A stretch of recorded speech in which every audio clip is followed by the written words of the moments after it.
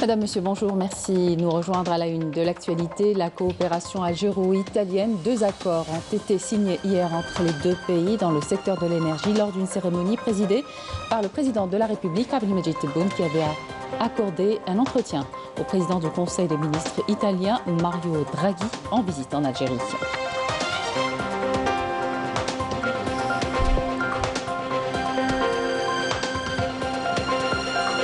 On revient ce matin sur certaines décisions prises lors du dernier Conseil des ministres. D'abord, l'intégration de l'ensemble des titulaires des contrats après emploi dans le secteur de l'éducation, l'augmentation des pensions de retraite et enfin l'élaboration d'un fichier définitif recensant les bénéficiaires des contrats de pré-emploi en prévision de leur insertion définitive dans leur poste.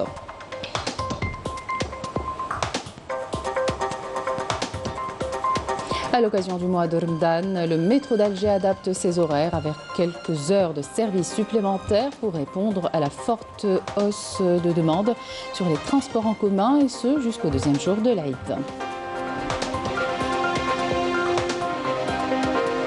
Ce sont environ 22 tonnes de hashish dissimulées dans des tomates qui ont été acheminées via le port marocain de Tanger vers l'Europe. La cargaison a été interceptée et saisie dans 2 pays européens selon des informations des médias locaux.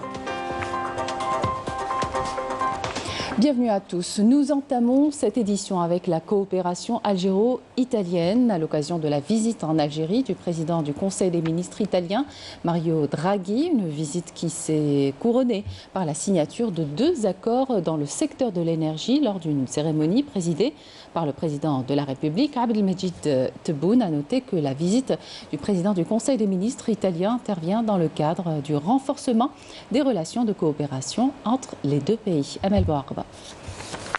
L'Algérie et l'Italie sont déterminées à donner un nouvel élan à la coopération bilatérale à la faveur de la visite du président du Conseil des ministres italien, Mario Draghi. Une visite des plus fructueuses qui témoigne de la qualité des relations profondes qui lient les 2 pays.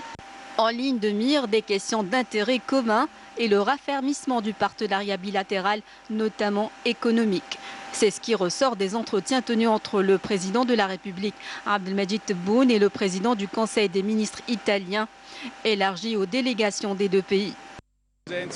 L'Algérie est le premier partenaire commercial de l'Italie dans le continent africain et l'échange entre nos 2 pays est en forte croissance. Au mois de novembre, nous avons accueilli il y a eu la visite du président de la République avec la consacration du jardin Enrico Mattei. Mattei a été un grand protagoniste de la collaboration entre nos pays, une collaboration que nous souhaitons aujourd'hui renforcer davantage. Cette visite a été couronnée par la signature de 2 accords dans le secteur de l'énergie. Le premier accord porte sur la livraison de gaz par l'Algérie à l'Italie, signé entre Sonatrach et le groupe italien Eni. Le second accord concerne une déclaration commune d'intention visant à renforcer la coopération dans le domaine de l'énergie, signée côté algérien par le ministre des Affaires étrangères et de la communauté nationale à l'étranger, Ramtan Lamamra, et côté italien par le ministre italien des Affaires étrangères, Luigi De Maio. Nos gouvernements ont signé une déclaration d'entente sur la coopération bilatérale dans le secteur de l'énergie. À celle-ci vient s'ajouter l'accord entre Eni et Sonatrach pour augmenter les exportations de gaz vers l'Italie. La rencontre d'aujourd'hui sera suivie par le 4e sommet intergouvernemental que, j'ai le plaisir de vous annoncer, se tiendra ici à Alger les 18 et 19 juillet prochains.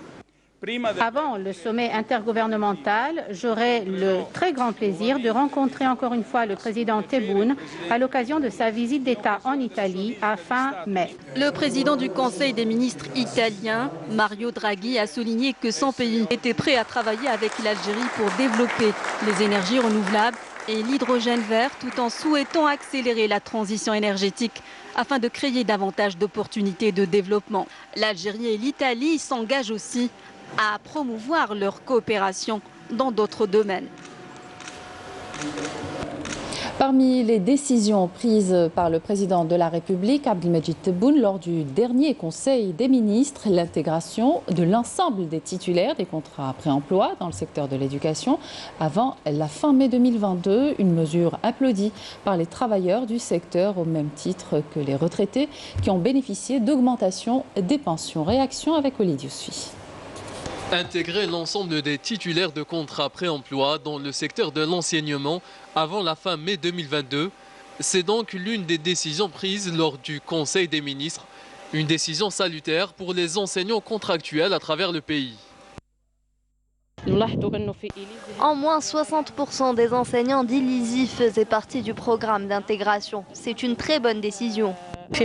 Nous sommes très contents. On attendait une telle initiative depuis longtemps.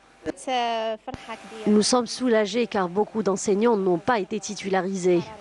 Autre mesure prise par le président de la République lors du Conseil des ministres, l'augmentation des pensions de retraite au titre des années 2021 et 2022, une hausse qui va de 2 à 10% selon les revenus. C'est une bonne mesure. Avec une pension de 15 000 dinars, on a tout juste de quoi vivre. Avec un faible revenu, on a du mal à boucler les fins de mois. Je tiens à remercier le président de la République pour cette décision salutaire. J'étais très heureux quand j'ai appris cette nouvelle. Il s'agit donc de mesures prises lors du Conseil des ministres, des mesures destinées principalement à améliorer le niveau de vie des retraités. Agriculture à présent, une bonne récolte est attendue à Tiaret. Les agriculteurs ont recours à l'irrigation d'appoint pour faire face au manque de pluviométrie enregistré l'année dernière. Mais cette année, le ciel a été généreux dans cette région à vocation céréalière. Abdelmajid Bankassi. À vocation agricole, la wilaya de Tiaret est une région connue particulièrement pour sa production céréalière. Avec les dernières pluies et l'extension des surfaces cultivées, les agriculteurs espèrent atteindre des records de production. Et certains attendent même un rendement de 50 quintaux à l'hectare. Nous attendons une très bonne récolte qui sera meilleure que la saison écoulée. D'habitude, nous atteignons les 4000 quintaux de blé. Cette année, nous avons eu recours à l'irrigation d'appoint, surtout qu'il n'avait pas plu au début. Et voyez le résultat. Les dernières pluies tombées au mois de mars vont être bénéfiques pour les céréales. Elles sont même meilleures que celles tombées en hiver. Et nous comptons avoir une bonne moisson. Un optimisme légitime, surtout avec l'arrivée des dernières pluies, ce qui permet d'espérer une bonne saison céréalière dans une région réputée pour sa production de blé dur.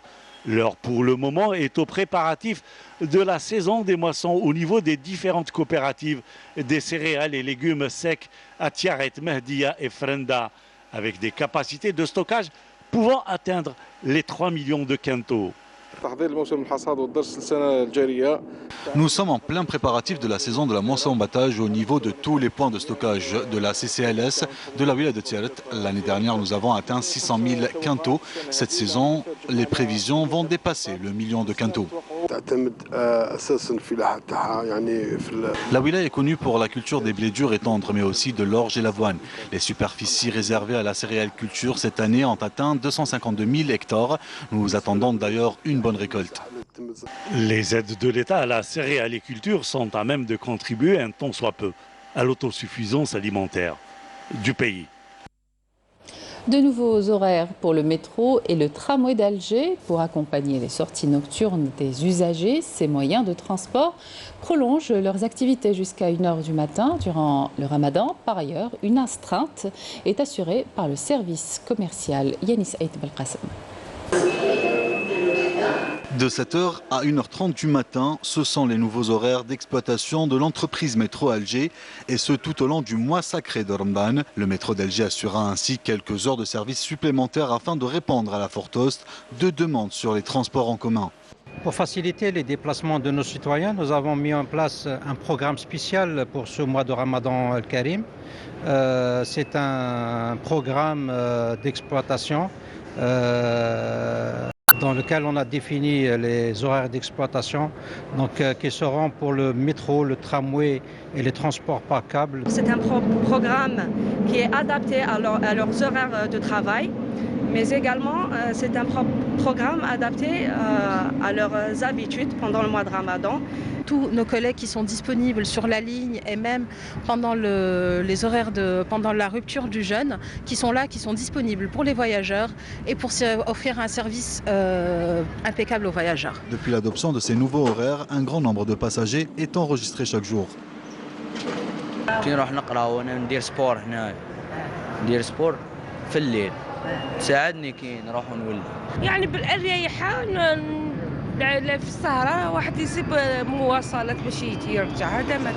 Jusqu'au deuxième jour de l'Aïd al-Fitr, le métro d'Alger évoluera en fonction du rythme du mois sacré de Ramadan en assurant un service de 19h30 par jour. Des aides humanitaires contenant 132 tonnes de denrées alimentaires ont été acheminées hier depuis la base militaire de Boufarik vers les camps des réfugiés sahraouis à Tindouf à bord de 4 avions militaires. Ces aides ont été fournies par le Croissant Rouge algérien au profit du peuple sahraoui. Une opération vient confirmer l'engagement permanent de l'armée nationale populaire dans l'accompagnement de ces initiatives humanitaires. Camélia Mlel. C'est à partir de la base aérienne de Boufarik, dans la première région militaire, que 4 avions ont décollé vers les camps des réfugiés sahraouis de Tindouf, dans le cadre d'une noble mission du Croissant Rouge algérien, avec l'accompagnement et le soutien de l'armée nationale populaire, chargée d'acheminer 130 tonnes de denrées alimentaires destinées à venir en aide aux réfugiés sahraouis durant ce mois béni. Et comme à l'accoutumée, cet élan de solidarité initié par le peuple algérien témoigne des relations fraternelles étroites tissées entre les deux peuples depuis des années. Je tiens à exprimer notre satisfaction de recevoir ces aides de la part du Croissant Rouge algérien. Il s'agit de près de 130 tonnes de denrées alimentaires, notamment 119 colis contenant de la semoule et des produits de première nécessité. Fidèle à ses principes de solidarité avec les peuples opprimés, l'Algérie a une énième fois témoigné son soutien à la RASD par cette opération d'aide humanitaire au profit des réfugiés sahraouis à Tindouf. Une solidarité constante que l'Algérie ne manque jamais de manifester de façon régulière.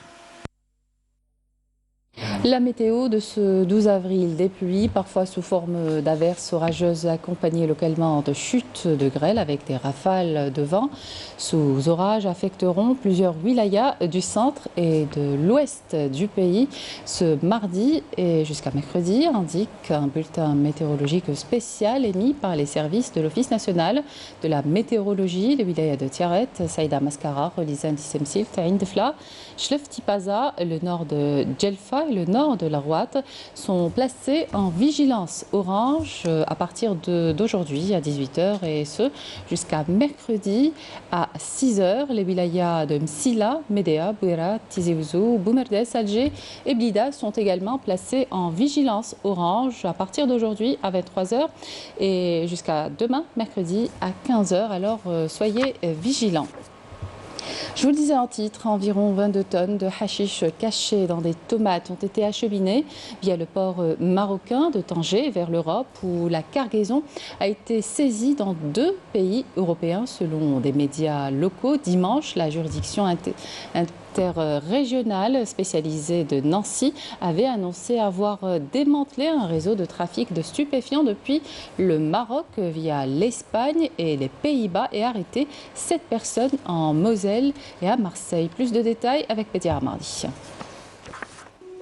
Ce sont environ 22 tonnes de hashish dissimulées dans des tomates qui ont été acheminées via le port marocain de Tanger vers l'Europe. La cargaison a été interceptée et saisie dans 2 pays européens selon des informations des médias locaux.